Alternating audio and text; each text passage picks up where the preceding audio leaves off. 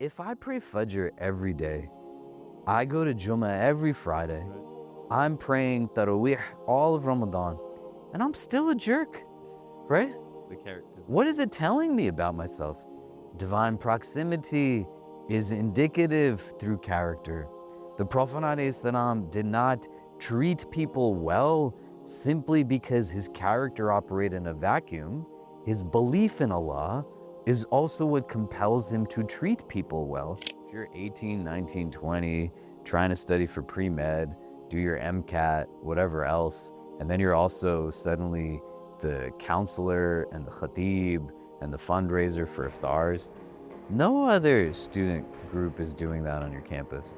As people who are not students, we have to facilitate the development of professionalized institutions and the right personnel to be in roles to assist people.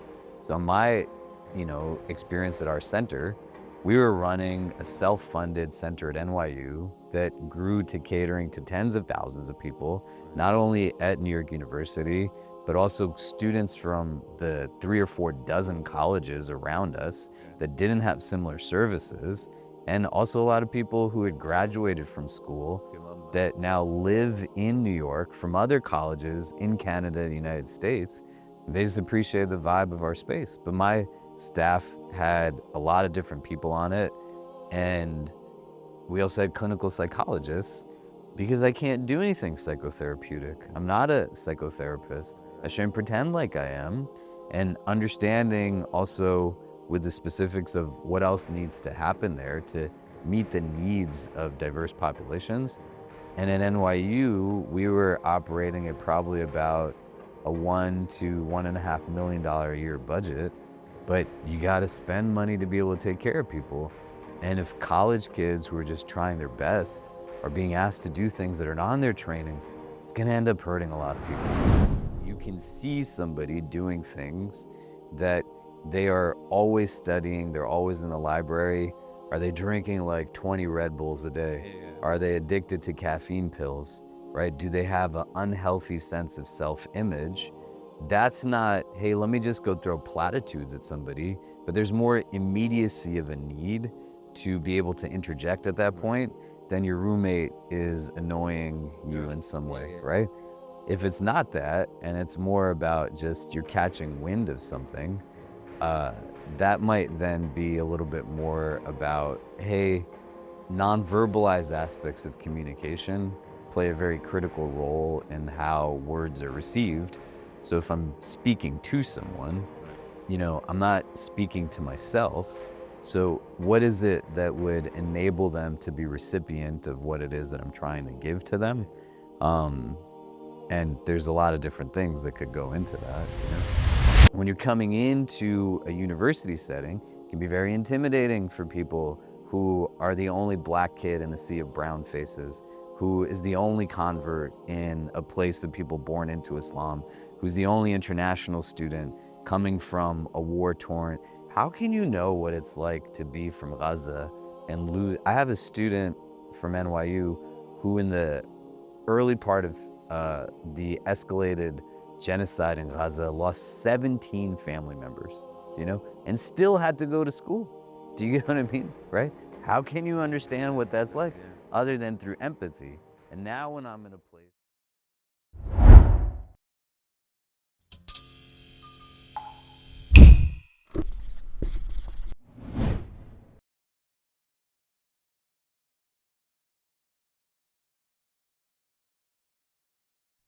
Assalamu alaikum wa rahmatullahi wa barakatuhu. Bismillah. Welcome back to Between Classes with another special episode.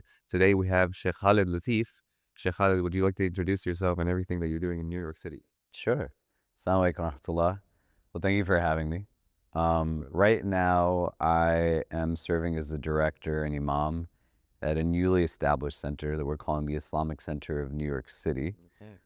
For 20 years, I had served as the university chaplain at New York University. Oh, NYU. At NYU, we have a substantially large Muslim student population there, probably about 4,000 Muslim students, Awesome. and all of them proportionally very much engaged in a lot of ways. I was also the director of NYU's Islamic Center, allowed for me to really engage young people at a very formative period of their identity, and learn just how to apply Islam to diverse populations, in ways that I think without that experience, my understanding of a lot of things would be very different. So, and it's kind of like funny because today's topic that we want to discuss is brotherhood and sisterhood on the university level. So, Sheikh, let's just jump right into it.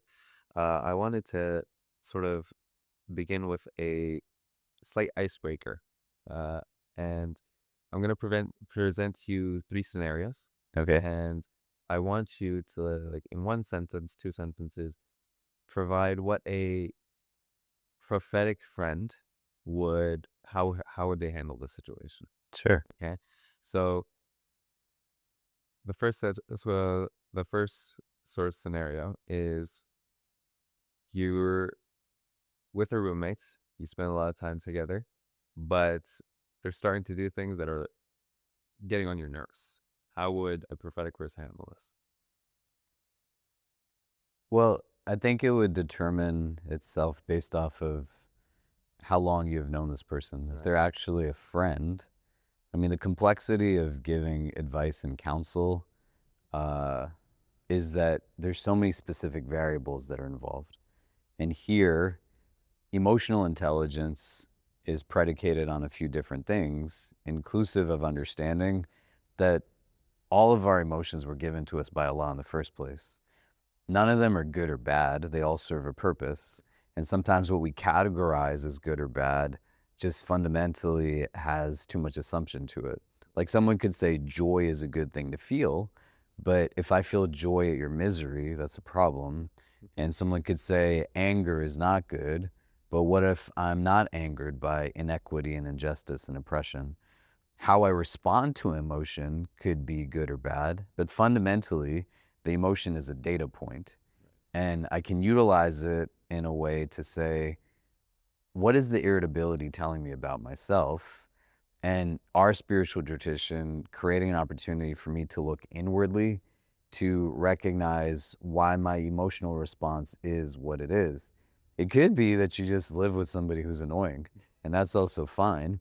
But the subjectivity of a feeling like that creates an opportunity to have an inner sense of reflection that can open a door that gets deconstructed.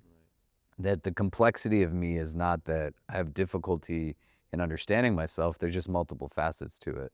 Am I more irritated by you when I'm really exhausted and tired, when I'm not eating well, when I got a bad grade, when my parents yelled at me about something? Right. And is it just an emotional expression that's coming out in an unhealthy mode? And then that's not a you problem, that's a me problem. Do you see what I mean? Or is it that there's things that you're doing that I don't know how to address with you because we haven't created that bond or that depth that enables me to actually say how you were doing something creates an obstacle. Right. And I would suggest to that person, one of the most prophetic things you could do at that point is to take some actual advice and counsel from somebody who's empathetically listening to you, not listening to respond, but listening to understand, creating an opportunity for you to release what it is that you're holding so that you can think about the things you're thinking about. The Prophet ﷺ had so many people that he talked to that he would take shura from in moments that he didn't necessarily know how to proceed, right? The Treaty of Hudaybiyah, they negotiate with the mushrikeen and they now have to go back and nobody wants to go, you know, and the companions would pretty much do whatever the Prophet told them to do, and here they're not moving. And Umar radiallahu an is very upset. Everyone is upset. Alasna bil muslimin wa alaysu bil mushrikeen. Are we not Muslims and are they not the mushrik? Why are we making deals with them? And the Prophet's telling them to remove their ihram, slaughter their animals. And when no one listens, he goes and asks Salama radiallahu ta'ala anha, and she says, if you do it, they'll also follow suit, right? But he has that moment where he turns to a trusted person to be able to release what he's holding. and then is open to taking it.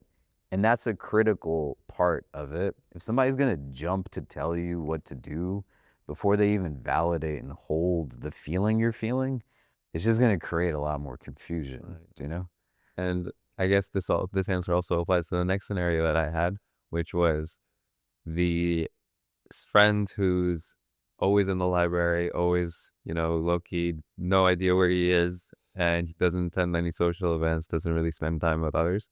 But in this sort of aspect of, have the way you mentioned, developing that sort of emotional connection first, and then sort of advising, that sort of would bring him to like in a level of agreement, like, yeah, perhaps I should sort of balance things out. Well, I think there it would depend because there's a little nuance. Yeah. If somebody's work-life balance is extremely skewed in the level of work, and work-life balance is not like this continuum of equal halves that is supposed to always have parity, but understanding sometimes there's going to be more work and sometimes there's going to be more life.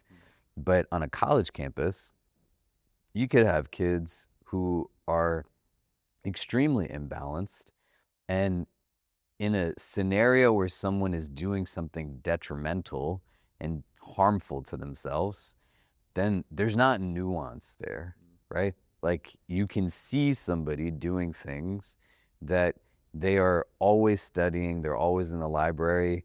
Are they drinking like 20 Red Bulls a day? Yeah. Are they addicted to caffeine pills, right? Do they have an unhealthy sense of self-image? That's not, hey, let me just go throw platitudes at somebody, but there's more immediacy of a need to be able to interject at that point than your roommate is annoying you in some way, right? If it's not that, and it's more about just you're catching wind of something, that might then be a little bit more about, hey, non-verbalized aspects of communication play a very critical role in how words are received. So if I'm speaking to someone, I'm not speaking to myself. So what is it that would enable them to be recipient of what it is that I'm trying to give to them? And there's a lot of different things that could go into that, So, Sheikh, let's just get into the discussion that we were supposed to plan for. We already seem to start on the Brotherhood Sisterhood topic, but I wanted to sort of define what is the Brotherhood Sisterhood aspect, because in today's times, obviously loneliness numbers are off the charts, right? In a time where we seem to have so many connections online and friends all around us, it seems that, when it comes to the end of the day, you're all alone essentially, right? How do we sort of navigate this, and where does the Brotherhood Sisterhood sort of come into that aspect? Well, I think isolation is a real key part of Shaitan's strategy, and very purposefully seeks to bring us to a place where even if we're surrounded by people, we can sometimes feel more alone as a result of that. Loneliness, statistically, what it does to your body is the equivalent of smoking 15 cigarettes a day. Like, it's very damaging. Really? And Is a study done? Yeah. And when you think about it, even from a purely study standpoint, years ago, not even decades ago, but years ago, if you ask young men, right, how many deep relationships they have, the average was 5. That went down to 3, and now it's 0.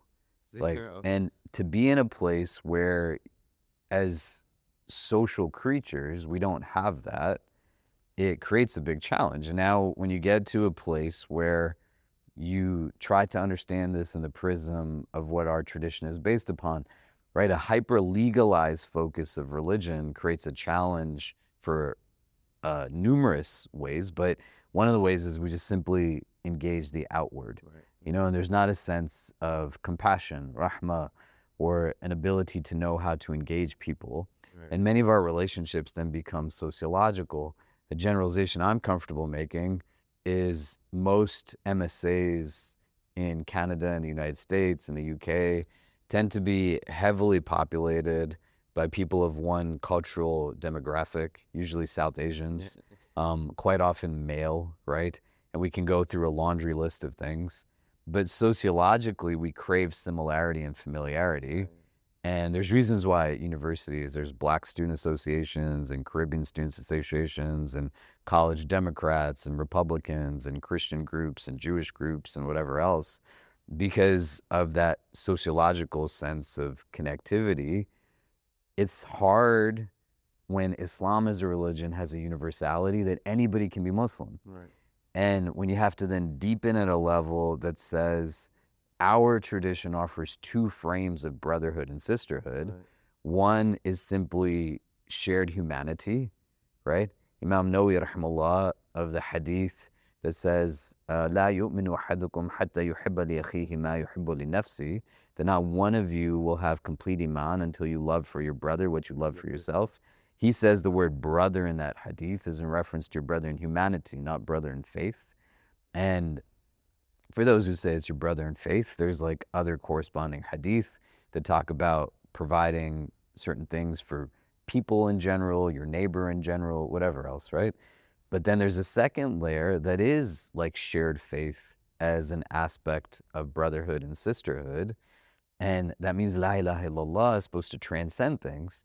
And a lot of people have challenges with diversity, not only because someone is different from them outwardly, but their sense of self is not rooted in something so concrete. I don't know how to be me unless everyone around me is just like me. And if you are different from me, it puts me into a conundrum because I don't know how to exist in that way. It challenges my own sense of self. Do you know? Conflict internally. Yeah. And so the aspiration is to be able to think, for a Muslim community that follows in prophetic footsteps, the Prophet ﷺ indicates so many times that he already knows when his companions are feeling agitation before they even have to ask it. How can you tell somebody that you can understand that they're off in their demeanor or something is hurting inside if you're only collecting at the level of externals, shared race, shared class, shared ethnicity? Do you see what I mean? How are you going to know what's happening in the heart, right? Yeah, If you but just- and our tradition offers that to us, do you know? And it's really hard. Like, it shouldn't be lost on us that in our tradition, really like one of the first heinous acts that occur in a worldly sense involves Adam alayhi salam and his two sons. Yeah. And there's an act of fratricide that takes place. What is A brother killing a brother, do you know? And when you can trickle down to that level, right? وَلَقَدْ كَرَمْنَا بَنِي Adam, Allah says that we have dignified all of the children of Adam. That dignity is not necessarily seen systemically and structurally. Even most universities, if not all of them, are rooted in principles of inequity and anti-blackness at their base. So it's just going to trickle down in our kind of curricular experience. As a Muslim, you kind of challenge what that is by not conforming to the things that are contrary to our way of being, Right. you know? So in that sort of thought process of not conforming, right, I feel we obviously have the prophetic model, right, of the Prophet Sallallahu Alaihi Wasallam. And we in Islam, obviously, we know that others have some rights upon us, right? Our mothers, our fathers, and even like everyone else, friends. So could you highlight some of the rights that others have upon us, so that by implementing them, that sort of nurturing of that relationship, understanding the internal of the person can sort of develop in that sense? Well, you know, words have meanings. And I think the way we learn the meanings of things is through the names of things. If we talked about podcasting, everybody knows what a podcast is. Shared definition. A live stream, a Zoom. We say cell phone, table, couch. Do you get what I mean? There's not ambiguity that's there. Right. But there's certain words that we didn't learn the way we learned 2 + 2 = 4 concretely. And the ambiguity of it has us then not know how to apply. And when you talk about the word rights, it can mean so much to so many people, right? When the hadith tells us, إِنَّ اللَّهَ كَتَبَ الْإِحْسَانَ عَلَى كُلِّ شَيْءٍ, that Allah has prescribed ihsan on everything, is giving us a sense that pretty much everything in existence has capacity to have a right over us. You know, how do I treat it? How do I engage it? How do I really perform responsibly towards something? And when I can see that everything that's around me has that type of relationship, also sometimes reciprocal, and then I nuance the definition of ihsan, you can look at just hadith categorically about how we're supposed to treat animals, Yeah, yeah. right? And the way the Prophet reprimanded people who mistreated them. But there's an element of ihsan that says, me in a position of power exerts ihsan when I'm doing right by somebody who has less power than I do. I can get away with treating you a certain way, which is why I have more of a responsibility to treat you better than what I could get away with. Right. When you're coming into a university setting, it can be very intimidating for people who are the only black kid in a sea of brown faces, who is the only convert in a place of people born into Islam, who's the only international student coming from a war-torn. How can you know what it's like to be from Gaza and lose? I have a student from NYU who in the early part of the escalated genocide in Gaza lost 17 family members, you know, and still had to go to school. Do you get what I mean? Right? How can you understand what that's like other than through empathy? And now when I'm in a place where it's like, well, what's the responsibility towards this person? One, you have a responsibility to not pretend like you can fundamentally know what it's like to go through what they're going through. Empathy is about the suspension of the ego and everything that feeds and fuels it. And I simply try to understand the other person's lived reality through their experience. What the Prophet ﷺ did extremely remarkably was he was so effective as a communicator, but also so effective as a listener. You can't learn if you're not listening. And if you're the one that's always talking, there's no way you can listen. You can hear what's coming from the inside. Yeah. And if you're not spending time with people, it doesn't mean that they don't exist simply because you don't think about them. If 1 out of every 4 people experiences abuse in their life, right? May Allah make it easy. There's a good chance you got 200 people at Jummah, 50 of them have been abused, right? Or they know somebody who's been it. How will you understand what it's like to be a kid who grew up with adult emotions being forced into their child heart other than by listening to them, spending time with them in ways that doesn't reduce Islam, right? And college is a great time, but if you live in a Muslim bubble that's really just a bubble of people that you share race and class with, then you're not taking advantage of the diversity of the institution and trying to understand like what's really coming into my own learning opportunity here, and then being able to see like, okay, how do I balance these things? The last thing I'll say is rights are very different from responsibilities, do you know? And capacity is a subjective understanding for us. You might be able to do certain things really well that I'm terrible at, and I might be able to do certain things really well that you're terrible at. It's not a comparative mode of existence in our tradition. There's hadith when the Prophet ﷺ goes on Al-Isra wal-Mi'raj, where amongst the people he sees, he's shown an individual who is carrying pieces of wood that he's having difficulty holding, and then he's trying to take more pieces of wood onto it, even though it's hard to carry it.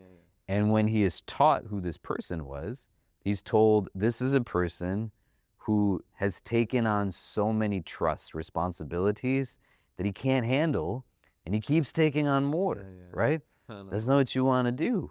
So if you're going to do right by somebody, you also have to be able to do it within a scope of capacity, because being there for someone is not about convenience, do you know? It's about being able to understand that, hey, this is a whole person that actually needs support at the end of the day. And how I see you isn't a product necessarily of who you are, but how I see you tells me a lot about myself. Do you see what I mean? Okay. SubhanAllah. Sheikh, I wanted to sort of discuss the other side. I feel we discussed the listening side of the other person, right? The person who hasn't gone through the experiences, right? But there's also the other side, the person who's been through it, who's been through that struggle, like the abuse or whatnot. In living through that sort of experience, it gets quite difficult, trying to put it to words, put it to an expression and kind of open up, right? Because we kind of do feel internally that others will sort of judge us, right? Like, why is this guy being emotional, right? Especially in today's time, it's like, why are guys talking with their feelings? So, how do we sort of develop that comfortability that this person is here for, my sort of benefit, my spiritual benefit for my ease?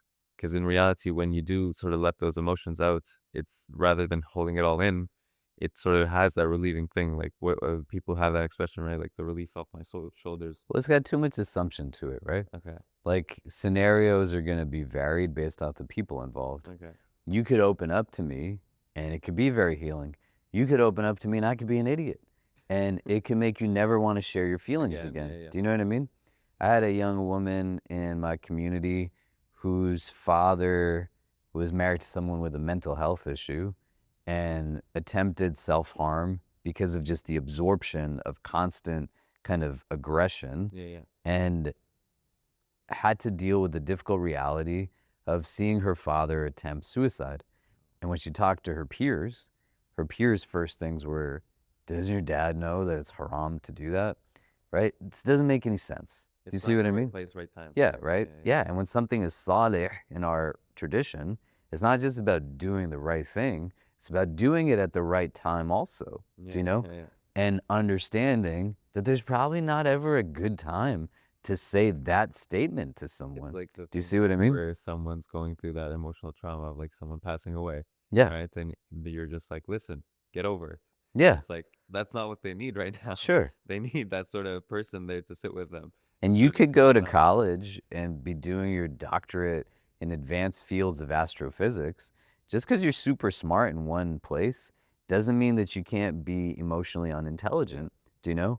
And recognizing, well, how do I respond or build some of that? If you're talking about it communally at an organizational level, I don't think like college students should be expected to do a lot of what they do in our communities. They're students. Yeah. If you're 18, 19, 20, trying to study for pre-med, do your MCAT, whatever else, and then you're also suddenly the counselor and the khatib and the fundraiser for iftars, no other student group is doing that on your campus. As people who are not students, we have to facilitate the development of professionalized institutions and the right personnel to be in roles to assist people. So my, experience at our center, we were running a self-funded center at NYU that grew to catering to tens of thousands of people, not only at New York University, but also students from the 3 or 4 dozen colleges around us that didn't have similar services, and also a lot of people who had graduated from school that now live in New York from other colleges in Canada, the United States. They just appreciated the vibe of our space. But my staff had a lot of different people on it, and we also had clinical psychologists because I can't do anything psychotherapeutic. I'm not a psychotherapist. I shouldn't pretend like I am. And understanding also with the specifics of what else needs to happen there to meet the needs of diverse populations. And at NYU, we were operating at probably about a $1 to $1.5 million a year budget, but you got to spend money to be able to take care of people. And if college kids who are just trying their best are being asked to do things that are not in their training, it's going to end up hurting a lot of people, right? It's like, I don't have a medical license. Why would I be prescribing you things? Do you see what I'm saying? We had Sheikh Abdul Nasir here, and he mentioned the exact same thing about reaching out to people who actually know what they're doing in that sort of aspect, right? Not speaking on matters that you're not qualified for, right? Because that ends up causing a detrimental domino effect to everyone you try to sort of help, right? Realizing that this isn't your sort of playing field, give it to someone else, right? So, subhanAllah. And nobody's going to build for us. We have to build for ourselves, right? SubhanAllah. So a lot of kids go to college as Muslim students and they have terrible experiences with other Muslim students because those students don't know how to deal with people that are different from them. And not only, but also racially, culturally, socioeconomically. But if you are not a refugee, if you are not coming from a low income background, if you don't have a single family or single parent home or an abusive home or these kind, like that kid that you talk about studying in the library all day, he might be sitting in the library all day because he's the only person in his family going to college, and he has to become somebody who's successful because he's got to get everybody out of debt and change everything. Do you know what I mean? It's not the same experience for everybody. Well, yeah, I feel like speaking on the library topic, it does sort of you kind of do a prejudgment check, right? Right? You're just assuming from what's external, Yeah. and you don't realize. Listen, you haven't sat with this guy. You don't know what's happening inside. And what is that? That's arrogance, Yeah. right? That's why prejudice has the word prejudge in it. Like, just shut your mouth and listen for a little bit. Do you know? Mute your assumptions and really recognize this is a whole person. And my intellectual laziness is creating accountability back to me because I could do whatever I want, man. I'm just going to have to explain to Allah, why did I do it that way? Do you know? And all you just do is take a pause to rest and breathe and say, I don't know, like everything that everybody goes through. Do you know? Sheikh, this kind of goes into the topic of that's kind of growingly prevalent, which is the topic of cancel culture, right? And sort of talking about this example here, I do feel that the sort of cancel culture begins with a prejudgment, right? You see something external, right? So that someone's doing, or so that you've heard someone doing, perhaps. And you do that prejudgment check. Oh, he was in this position. He was doing this. Okay, got like cut him off, right? So, is the solution to cancel culture or the cancel culture? Is it just realizing that listen, you don't know what's happening inside that person? Perhaps talk to them, figure out the entire picture before you sort of make a judgment. Is that how the cancel culture or the network gets collapsed? Well, I think if we're talking about cancel culture in a vacuum versus cancel culture and how it pertains to just societally, where neutrality has somehow deemed itself to be a higher mode of ethical conduct, right? That there's two sides to everything. I think it's really important to understand that sometimes there's not two sides to everything. The way somebody says it's complicated in Palestine, it's not complicated in Palestine. They're killing and murdering and massacring Palestinians. It is occupation, it is genocide. Do you see what I'm saying? So if you trickle that mindset down to your college MSA and your best friend mistreats women, do you know? He's got to deal consequently with the actions that he engaged in.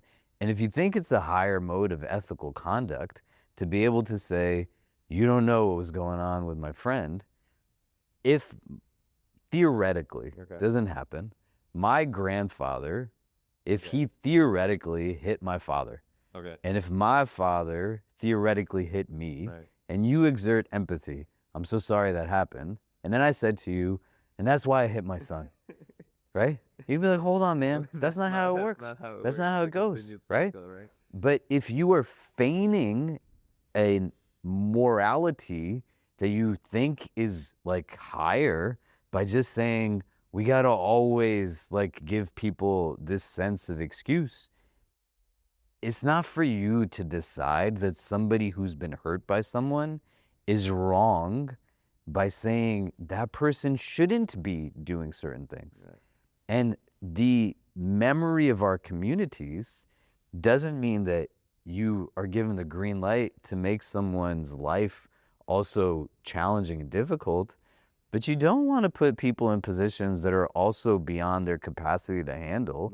If someone's struggling with alcoholism and they're trying to be sober, why would I put them in a bar in front of a glass of beer, right? So someone has shown you they don't have the capacity to deal with certain Yeah, things, and you keep saying, no, we should give them a chance. You cannot give people a second chance who didn't even earn the first chance, So right? then how do we differentiate the sort of library scenario that we had? Sort of mentioning that, we don't know if he's perhaps working for a family or things of that nature, and sort of having that empathy, and this scenario now. Because you can look at the prophetic example, right? What did the Prophet ﷺ do when people came that struggled with haram? Companions struggle with alcohol. Yep. Companions struggle with zina. Literally, a young man comes to the Prophet ﷺ, Ya Rasulullah, you have to make zina halal for me, right? And the companions tell him to not talk like that. The Prophet calls him forward, asks the questions that you know, right? Would you want this for your mother, your aunt, your Sister. and then he puts his hand on his chest and makes dua for ease in his struggle, but he doesn't chastise him, right? We have so many hadith like this. We also have hadith where haram is happening and anger is apparent on the Prophet's face, right? People are being racist. People are being abusive and oppressive. The Prophet does not mince words. Do you know? You're going to follow the sunnah, then follow the sunnah of the Prophet's emotional response to people taking advantage of power and privilege. I've gone into a lot of masjids where I've spoken about domestic violence and abuse, and the people after me have said to me, or the organizers have said, we've gone out for dinner, hey, we really appreciate you coming here, but we don't really talk about stuff like this because there's so many people who donate to our masjids that abuse their wives, and they'll stop abusing. A house of God is not supposed to draw attention to the house, it's supposed to draw attention to God. Do you see what I mean? Right? And the beautification of something in and of itself and the aesthetics and the balance, right? It is, well, it's a part of it, but it's not the absolute part of it. You see what I'm saying? You can make something look pretty, but at the end of the day, if people are not finding Allah's presence there through our lived engagement of our relationship with the divine, تَخَلَّقُوا بِأَخْلَاقِ اللَّهِ. Do you know? Like Allah shows us in Hadith al-Ifk, He stands with the woman who is slandered, right? Nobody believes Aisha radiallahu ta'ala anha, and Allah sends down verses to exonerate her. Do you see what I'm saying? So you don't want to feign ethics by this like neutrality that is a product not of our tradition, but of whiteness that says, well, there's two parts to everything. Sometimes, man, there's not two sides to everything. Sometimes wrong is just wrong, do you know? And then consequently, you have to deal with the behaviors that come from it. Do you see what I'm saying? Accordingly, as you said, with like the prophetic sunnah. Yeah. So, and at that level, anything can be manipulated as a tool. You could use technology to offer people things that inshallah Allah accept from us are substantive and beneficial. People could use technology to, surveil people. They could create inequity, right? So it can be that both things can be true, but it can't be that only one is understood to be the only understanding of something. Do you see what I'm saying? And now if you're a young person again, who doesn't even know what your sense of values and ethics are, and you're being forced to make decisions on things that are more about kind of herd mentality and peer pressure and what will people think if I don't do X, Y, or Z, there's other variables that create complexity, right? And having somebody to sit and talk it out with that's able to create confidential space so you can think about what you think about something and not just have to go along with the crowd in one direction or the other. Do you see what I'm saying? And the virality of certain things is usually rooted in an understanding of how people know how we work better than how we know we work. And they can manipulate us to influence like our consumption patterns and, the mode in which we live day to day. And this is what supremacist systems do. They make us believe the thoughts that we think are our own thoughts, but in reality, the thoughts we think are the thoughts they want us to think. Do you see what I mean? Right? So, Sheikh, we talked about sort of how we can develop that emotional connection with others, how we can sort of open up and sort of analyzing from the other's perspective of someone doing wrong, right? Now, let's say we've reached the point where we've identified the wrong and the person has maybe reached out, or, we've reached out to them, we've informed them like, yo, this is not okay, right? How do we, now with that amana that we have, that this person's done a wrong, they've done a sin, how do we ensure that we're covering the faults of others? But why are we seeing people through the sin that they do to begin with? Unless you're still saying it was something that was so publicly impactful that it yields cancel culture. Right. But I'm saying this because I care about you, right? I don't know how many people are going to listen to this thing. Right. Do you know? I'll give you an example anecdotally. Okay.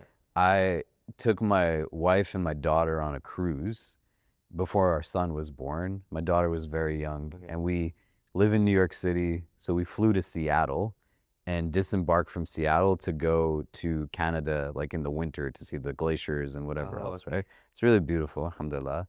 And so I called people from Seattle who invited me to speak at something, see if they could get us from the airport, because we had about a day in between when we land and when we had to get on the boat.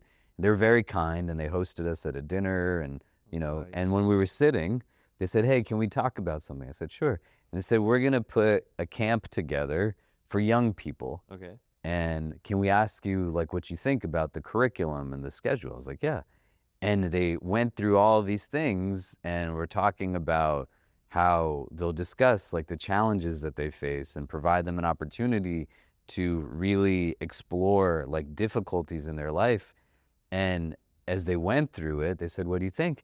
I was like, it sounds pretty terrible. They're like, what do you mean? And I was like, you can get all these kids together and just talk about all the problems they have in their life. I was like, you're tangible examples of how you can weather the storm, balance your religious identity, and still be successful in a dunyawi sense without compromising on your beliefs and your ethics. Give them something positive, right? The Prophet ﷺ was al-Bashir, do you know? And understanding the mindset that most people go into psychologically has a negative cognitive bias. The Prophet ﷺ didn't see people and size them up by the wrong that they did. He saw what was inherently good within them and still simultaneously stood with the ones who were oppressed rather than the oppressors. If I'm in a place where I'm standing on the wrong side of an argument, or I'm in a place where the way I see you is primarily rooted in what you're doing that's lacking and inadequate. And when I sit down, I don't like making generalizations, but a lot of kids that I sit down with, man, who have this perspective is because they just grow up in negativity, and everything that defines them is constantly through shortcomings and deficiencies and what's not there. Right. And ours is about understanding like what is there, right? My kids, when they were younger, we live in New York City. Right. So we're at a park, and there's all these ice cream vendors in the park. My kids wanted to go get ice cream. They're now 13 and 10. So let's say maybe this was like 7 years ago, And we got to where the ice cream place was, and there was a big line. And one of my kids said, I don't want to wait, and went back to play.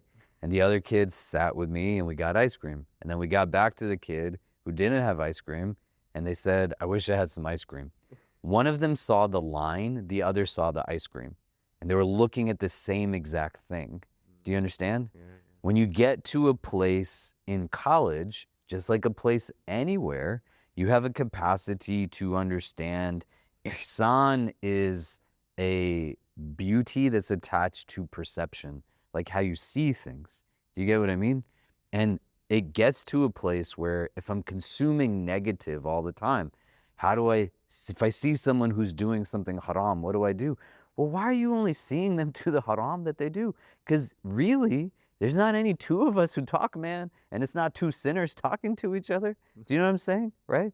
If you think you don't do haram, or if I sit here and say, I don't do anything haram, I'm lying, which is haram.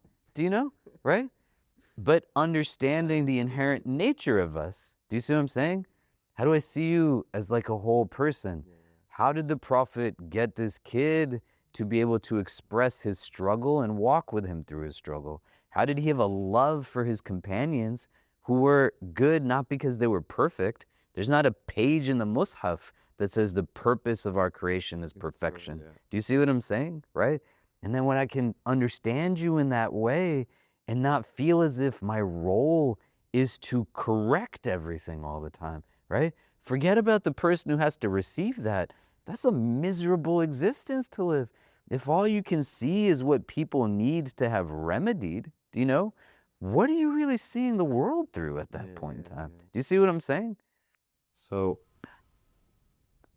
was going to actually ask about those sort of relationships that you have that are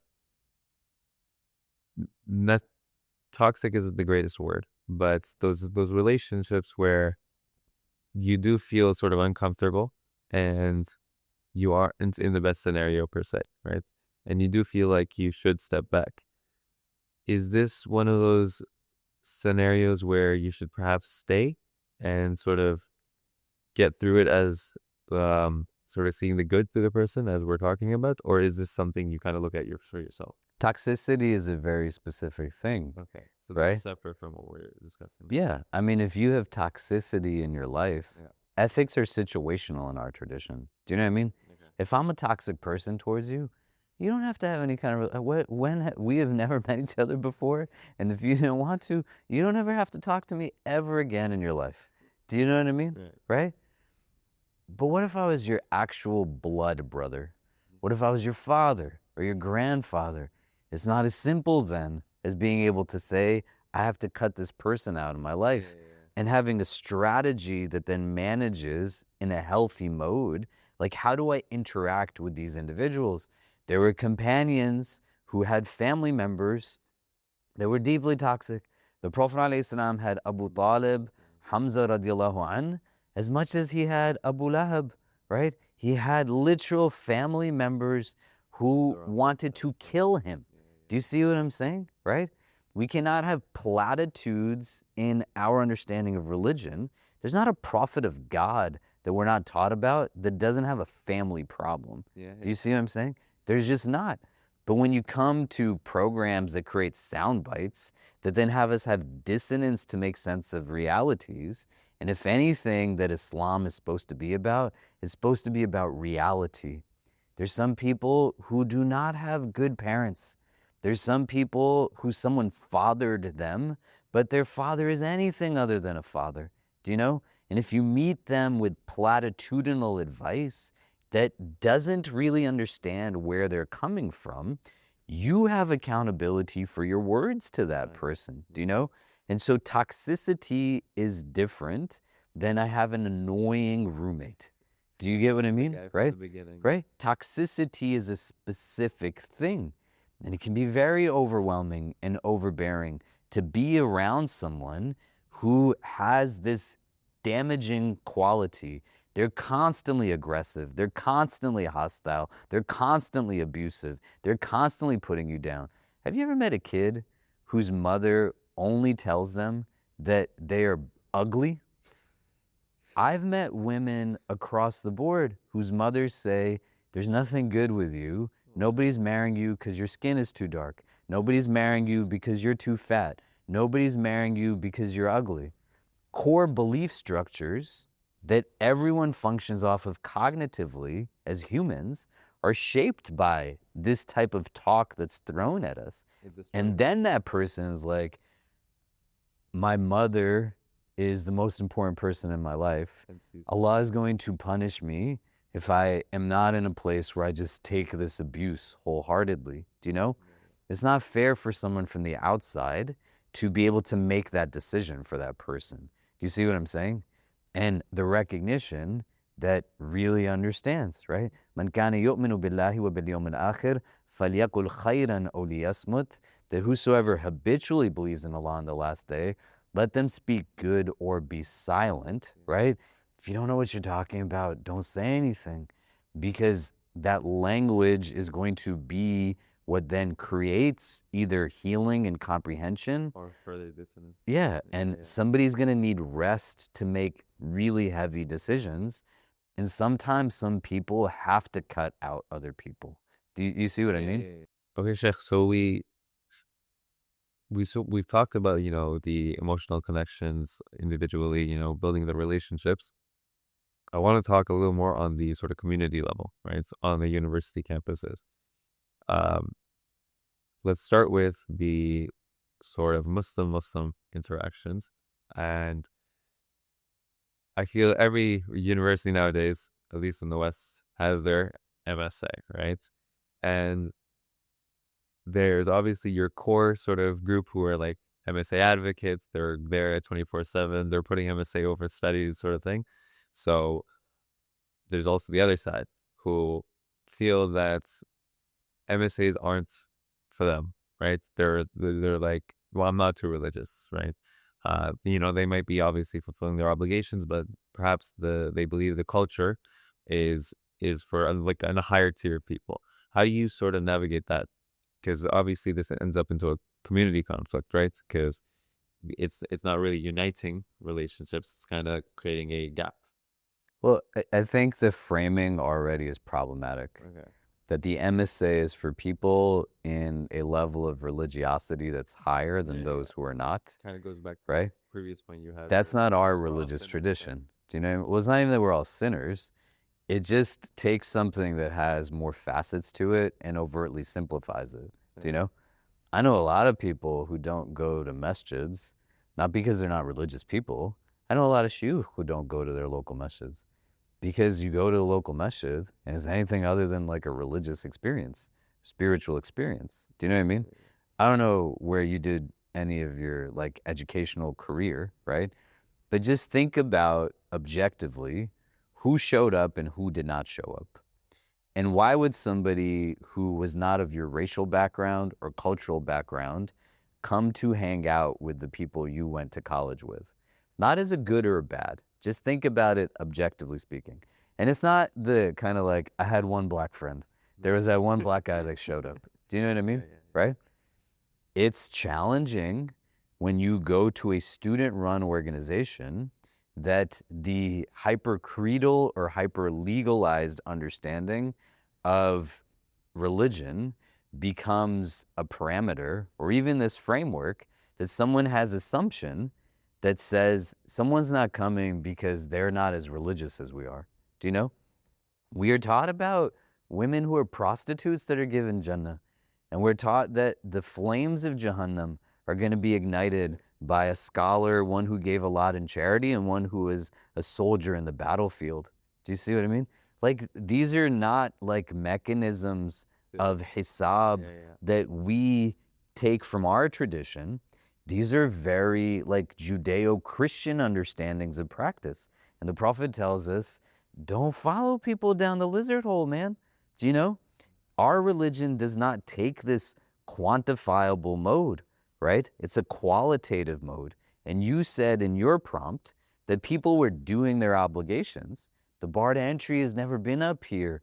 In a religion that claims to be a final testament, that Muslims can be from anywhere. It requires the bar of entry to be lower. Do you know? And if you're in a place where your mode of escape is religion, and you only see religion through like how much I do. If I pray Fajr every day, I go to Jummah every Friday, I'm praying Taraweeh all of Ramadan, and I'm still a jerk, right? The characters. What is it telling me about myself? Divine proximity is indicative through character. The Prophet ﷺ did not treat people well simply because his character operated in a vacuum.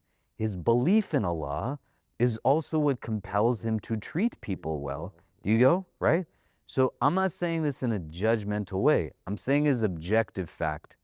How many colleges do you go to that people of diverse backgrounds who are Muslims would feel like they could actually belong there with people that were different from them? And likely, the number of Muslim student-run organizations that are able to cater to diverse Muslim populations is very low. Do you know? Because they haven't experienced Islam in those ways and understand Islam in that capacity. And it's not that it's not possible. Even if you are siloed in a very homogenous space, Mufti Abdurrahman Wahid from the Miftah Institute, he told us a beautiful story when he went to Hajj. He's Punjabi, so he was making fun of Punjabi as a language in the beginning of the story. And he was like, you can't really speak beautifully in Punjabi. Do you know? This is what he said. And he said there was a Punjabi man in his Hajj group from Punjab who came from Hajj and was making a beautiful dua in Punjabi where he was thanking Allah for bringing him to Hajj and said, Ya Allah, I met Muslims from everywhere in the world. I met Muslims from China and Muslims from Sudan, and I met Muslims from London, and I met Muslims from America. And as he's going through all of these things and saying he met them in Medina and in Mecca and in Mina and Muzdalifah and Arafah, he says, but Ya Allah, everywhere I went, I didn't meet any Muslims from Gaza. And he said, Ya Allah, next year, send Muslims from Gaza for Hajj. How does this man who lives in a community where everyone is very much the same make dua for people who are very much different from him? The possibility is there, but it's a product of what's taking place inward. Do you know? If I have to experience hunger to know what it means to be hungry, that is a type of knowledge acquisition, but I would argue it's a really poor type of knowledge acquisition that I can only relate when I've gone through it myself, right? So here, the understanding for us is more about what's going on with me. What we try to do is needs assessment and data collection. Who's going to tell me what you need better than you? But I have to build a trust with you that enables you to be vulnerable. I had a teacher when I was early in my career 20 years ago who told me that the successful community is the one that knows where their imam lives. Accessibility is a big part of it, and building a relationship with people where they actually trust you enough to be open. How much trust must the companions have had, and how beautiful must our Prophet have been, sallallahu, that they could come to him and say, Ya Rasulullah, you have to make zina halal for me. The guy is not trying to have an academic conversation. He's trying to just figure out how to live his life in relation to struggle. And our religion teaches us the ajr is in the struggle. The person who reads Quran fluently gets one reward. The one who reads it with difficulty gets two. Do you know what I mean? That guy's just trying to do right by God. He is living a God-centric worldview that says some things Allah will ask me to do, I love to do, some things I struggle with, and some things I just fundamentally don't understand, but I yield to the divine. Just like a house of God is supposed to draw attention to God and not the house, so to a messenger of God is supposed to draw attentiveness to God and not just to oneself, right? And if you then choose to be in a position of leadership, which is different from a position of authority.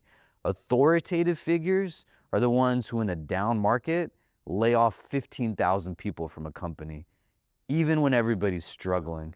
They don't lessen their salary. Authoritative figures are the ones that make people scared to voice their opinions and ideas, right? The Prophet ﷺ let people come and be vulnerable. There's elements of trust like that. You can't do that if you're not spending time with people and just understanding and letting them know that you'll show up for them. Do you see what I mean? Does that make sense? And a lot of it becomes regurgitated as trends that are MSAs are this, right? But not getting to the depth of it. Do you see, right? So is the sort of approach that MSAs take of trying to expand per se to get new involvements, to engage with the Muslim crowd that isn't in the MSA or even the non-Muslim crowd, is that a not incorrect, but say inefficient approach to the matter? No, it's an approach. I couldn't sit here with you and tell you that it makes sense or it doesn't make sense. I would just say to the person, why do you want to do that? And not to challenge them, but to just be able to understand. Why did you start a podcast? Do you know what I mean? And you could do it just because you like it. That's fine. Do you know? But if I don't have vision to what I'm doing, I'm going to become distracted or schizophrenic in the execution of my activism, my leadership. Do you know? Vision gives me clarity. When Umar radiallahu an is on a path and Iblis comes on the same path and distracts, moves away, is because Umar is so focused on his vision, nothing is going to distract him. Do you know? Like he's got clarity of vision. Why does so much of our religion talk about light and luminosity and illumination and the brilliance of certain things, right? Because when you know why you're doing what you're doing, it then creates now a trajectory that when you don't know, even if things are like bright around you, you're still in a place of darkness. I don't know why kids in MSAs think that their job is to do what you just said to do. I don't know why. Like, I'm not saying it's a bad idea, but if you sat down with them and said, our purpose as an MSA is to get all the kids who don't come to the MSA to the MSA, I'll say, why? Why is that the point of your MSA? You know, why isn't the point of your MSA to build some institutional memory so that what you do this year influences what happens next year and influences what happens 10 years from now? It took them 23 years of revelation. Medina is not in year 2. Do you see what I mean? Right? So there has to be a plan that says this is what we're building towards. Otherwise, man, it's the same conversations. It's the same like reductive conversations. You go to colleges where kids are at a level of education that's qualitative and defined as being higher in its undertones, and they're still trying to figure out how to talk across genders. Do you know what I mean? The same conversations on the permissibility of music or not. Do you know? You are going to be a doctor that is going to perform surgery on someone's brain. Do you know? That's the intellectual capacity the divine has given to you. And your engagement in this place is not about, we're going to spend 4 years together and we can build a network that then grows from this in a literal graduation that we leave the world a little bit better than what we found it in. And most of what you're doing is just creating a club rather than a community that's made up of individuals. What is an ummah? It's not a nation, right? Ummah has the same root as imam. Do you know? It creates a sense of inclination. Why is the word for mother Because the child is looking for the source when they are in this place of being distraught. And ummah is a nation that has a shared objective. Do you see what I mean? Sometimes the kid who isn't quote unquote the most religious is going to be the key ingredient to being the game changer in building what we need for the advancement of it. Do you see what I'm saying? Nobody thought Umar ibn al-Khattab was going to be anything good other than the Prophet of God. So which vision do you see the world in? And he saw the vision through the light of Allah, right? Why do I see people in the ways that I see them? Do you see what I mean? If you think the numbers of people attending something is a metric of success, this is a terrible tool of assessment, do you know? And if you really want people to come, how are you meeting their needs in the ways that their needs need to be met? So why does a black kid not come to my MSA? Why does a Latino kid not come to my MSA? Why does a convert not come? Why does a woman not come? Why does a grad student not come? Why does an international student not come? Who's going to tell you other than the persons? Go ask them, learn a little bit, do some data collection. You see what I mean? So it's not just because I thought so. Do you know? Does that make sense? Alhamdulillah. So Sheikh, just to sort of close off on the discussion, I wanted to ask, we've kind of gone through the relationship development between, person A and person B, figuring out how to connect with them, how to open up with the other person. What is the sort of method of continuing lifelong relationships? Because, maybe right now in university, you're seeing each other every single day, and, that sort of connection is there because you see each other every day. But when, you go to different cities, your jobs are somewhere else, you're married, that sort of interaction decreases, right? So what is the method of, the sort of prophetic model per se of keeping those lifelong distance relationships? Well, friendship is a product of what, right? A lot of us have friends Yeah. because of geographical proximity. Do you know? Why are you guys friends? It's not because you live in Zimbabwe and you live in Singapore. Just cameraman here that I'm pointing at, right? Do you know? But you're in a place where geographical proximity influences this. Then you have shared interest, do you know? And then you are in a place where also you have reciprocity. There's a mutual benefit of some kind. Do you see what I mean? That's a friend, not an acquaintance. Do you see what I'm saying? So where now things get in the way of friendship are things that get in the way of everything, right?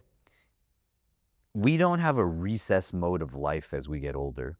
Yeah. I don't know how old you are. How old are you? 21. How many good friends do you have as a 21-year-old?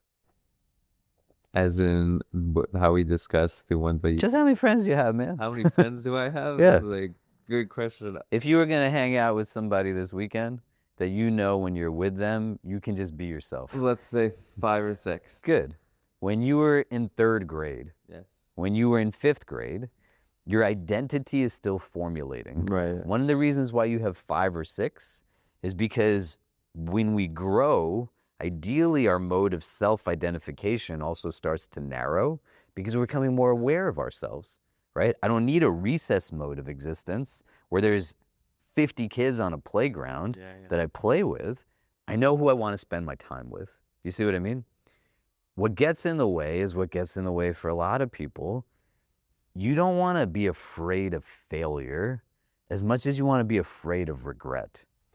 I serve, alhamdulillah, a very large community in New York City, right? In the tens of thousands, which means pretty much every day, somebody that I know is either dying, dies, or has a loved one pass away. So I sit with a lot of people when they're in their last stages of life. I've never met somebody who said, I wish I had 5 more minutes to go sit on my phone. Or I wish I had 5 more minutes to be in an office place. For us as minorities, you want to be able to think whose sunnah we actually follow and understand the Prophet was not alone in the cave. He had a companion with him. Abu Bakr is there. Do you know what I'm saying? Who benefits from your isolation? And what are you chasing after that is going to, at the end of it, be potentially a source of unhealthy remorse and regret? Do you see what I mean? You have to ask questions of how much is actually enough. And if you don't have an answer to how much is enough, you're going to keep chasing after things that you don't even know why you're pursuing them at the end of the day. When you get to a place at the end of all of it where Iblis doesn't need to have any more persuasion over you, and then you wake up to reality that says, I should have probably been a better parent or more present, or I had people who were in my life that were really good for me, and I let foolish things get in the way. I'm a busy person. Do you know? I can say that. I still make time to go to the gym. I still read Quran. I still hang out with my kids, my wife, my friends. Do you know? But I can tell you, when I first got married, my wife, who is amazing for me because she knows how to put me in my place. When we got married, man, we got married in 2011. And she agreed we could have a wedding ceremony that was open to anyone, right? And she said, as long as our reception is smaller, that's fine. There's a large masjid in Manhattan that is the 96th Street Masjid. It's huge. The day of our wedding, thousands of people came. They had 6 jama'ahs for Asr that day because of how many people showed up. A week later, my wife said to me, you don't have any friends. And I was like, what are you talking about? And she said, you don't have any friends. I said, you see how many people came to our wedding? She was like, you don't invest time in your friendships. You don't have deep relationships. She wasn't saying to be critical. She was saying it out of love. And I had to overcome the deniability and where my nafs was coming into control and say she was right. And in the reframing of my work-life balance, I had to recognize that I needed to have those bonds for my own healthiness. Now when I travel anywhere, I will reach out to people who are part of our community friends of mine Or like, and I'll meet up with them because I know when I'm in their presence, it creates replenishment. I have to incentivize for myself an understanding that our deen teaches us not abstractly but practically, and foolish reasons keep people away. Some of the reasons why people don't stay in touch with the people they went to college with wasn't actually a deep friendship. It was just a sociological experience. yeah, They got what they needed. and have them move on. And second reason is that if you all live in Canada and you had a friend that flew in from overseas for 4 years and then that person's alone, who's responsible for reaching out to that person when you guys are all hanging out together? Yeah. Is it that person who lives miles away to Hey, say, are you guys don't gonna forget get me, yeah. right? Or is it for you to say, hey, you know what? I love for my brother what I love for myself, and it's great that I get to hang out with you all. Do you guys remember that guy that we used to sit with every single night? Yeah. But he doesn't have any of us where he's at. Do you know? We had someone on this podcast earlier, and what they did was they said, hey, can I take a quick picture real quick to send to my wife? And in the beginning, I was slightly confused, right? Like, are they not aware that they're like here? And it was the idea of it was to just keep that connection going, right? Like, hey, I'm here, I'm still here for you, so on. And I found that quite nice. Like, just these small interactions. It's not, you don't have to send a paragraph. You don't have to do the 10-hour dude. talks. Bro, Just I was quick. on a trip with somebody doing relief work, and the guy that I was with, he was on the phone with his wife, and then he got off the phone, and then he said to me, hey, I'm writing a letter to my wife. Do you want to say anything in the letter also? And I said, you just called your wife, Right. and now you're writing a Writing a letter letter. to her, right? This is what love does. And no one can say that love is not a part of our tradition. Categories of people that Allah loves outlined in the Quran. Al-maru ma'a man ahab. A person is going to be with the ones that they love. Do you know? The people you spend the most time with, do you really want to be in eternity with them? People in your workplace, people of the dunya that you engage with, they could be good people, but you want to spend your eternity with the people you hung out with in college, that they were there with you and connected memories. And the third thing I would say is that it's a foolish assumption to believe that if someone's not reaching out to you, that means that you can't reach out to them, right? When I go and travel places, people say to me, you're so busy. How is it that you make time to do this? I'm doing it for my own heart, right? And I don't need them to give me a special invitation. When I can understand that me being in your company is good for me, I'm not going to let my ego get in the way and say that because you didn't reach out to me, then I should just think the relationship is dead. Do you know? I'm going to get out of it what I put into it. Again, barring toxicity and these kinds of things, life circumstances can shift, but we create these statements that the self-talk then says, hey man, if it's worth it, then you got to put in a little bit more effort. Do you know? I think this lesson took me a long time. I remember there was this one really good person in my life that they kind of had their own friend group. They were older as well. So kind of spending time with them was a little like mushkil, like a little hard. And so I was like, okay, they're, like it's never really gonna happen or whatnot. And then I realized like, no, like this person, every time I'm with them, there's some good that comes out of it, some benefit. And so now I will literally call them and be like, listen, I don't care what you're doing. We're gonna do something this week. It doesn't matter. Like it's for me, it's for myself. Whatever benefit you get, that's on you. And to be honest, that was quite a struggle, but I think sometimes you do have to realize that you do things for yourself as well. Yeah. Yeah. And if you say yes to something, you're inevitably saying no to something else. But if you don't design your life, someone else is going to design it for you. The people who you make more money for, they don't care if you have friends, right? The world that you live in that tells you every day how it sees minorities, they want you to be lonely. The people who sell you products and let you believe that the purchase of that is going to be happiness, they want you to also feel down enough to be dissatisfied with life. Do you know what I'm saying? Just call up somebody and reach out to them. You let them know that you're thinking of them. That's going to be, inshallah, a catalyst for these things. And it makes the other person quite happy as Yeah, well, right? validation in both ways. Do you know? Yeah, subhanAllah. So, Sheikh, if we could sort of leave everyone who's listening with one sort of sentence, one sort of statement that they can sort of take away and sort of hold on to, what would that be? That summarizes the discussion today. This summarizes our discussion today. I know we talked a lot about a lot of different things, but one thing that a student can sort of hold on to, or anyone listening. I mean, a couple of things.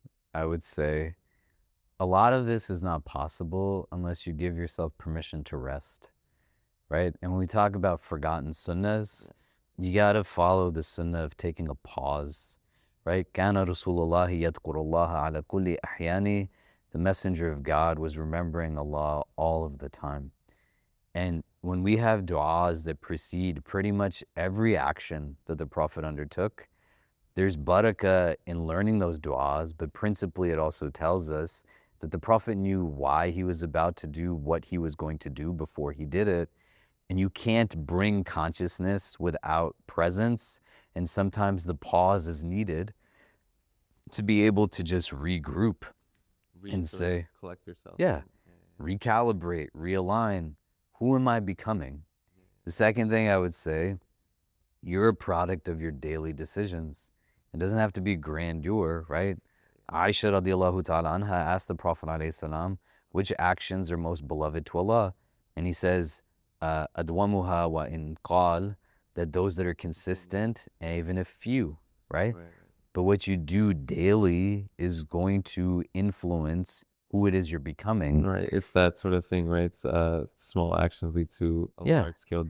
So if I eat unhealthy every day, then I'm going to be miserable. Yeah, you know what I'm saying? Right? But when you hit the gym every single day, you don't see the sort of muscle fibers changing in time. And it's a gradual progression, right? It's called the Brotherhood in our tradition, gradualism. And all of it is just bring some stillness, like 5 minutes of reflection, contemplation. You know, where is it that I'm headed? And that pause can enable me to then be able to inventory the day I lived, project where I'd like to live tomorrow, and see then through the assessment vehicle of contemplation, like if I'm getting to those places, you know? Yeah. I realized this yesterday. We had quite a hectic day just the past few days. And the only time I got sort of a break was like when I would go to the bathroom or anything. And I would just sit in front of the mirror just for 5 minutes, just breathing, just kind of reflecting on everything that's happening, kind of renewing intentions. And it was honestly like probably the better part of the day. Just Good. You can collect yourself. Right? And you're just learning about yourself in that, right? And so if you're going to have a weekend that's hectic, the next time you choose to do this, you know how to ready yourself the days before and the days after, what you do to decompress. Do you see what I mean? Yeah. And that's fine to do.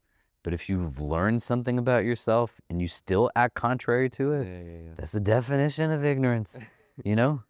Yeah, it's just trying to do too much, subhanAllah.